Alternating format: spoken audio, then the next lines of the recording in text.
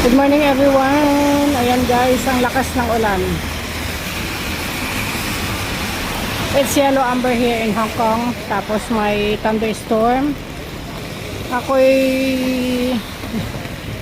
galing na sa isang work and heading to another work. So guys, basang-basa na ang aking damit, sapatos. Kaya ay kailangan kong umuwi muna para magpalit.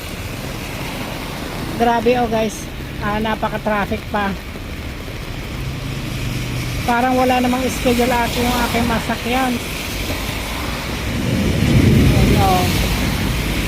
Parang kailangan ko na namang mag-transfer sa ibang place para lang makauwi. Ayan o, yung bus number 16 walang nakalagay na schedule. Kanina is 1 minute, ngayon wala na ulit. Ayun, walang schedule ang number 16. Grabe ang lakas ng ulan. Sa kabila guys, is super traffic, kaya napaka-traffic na sa kabila.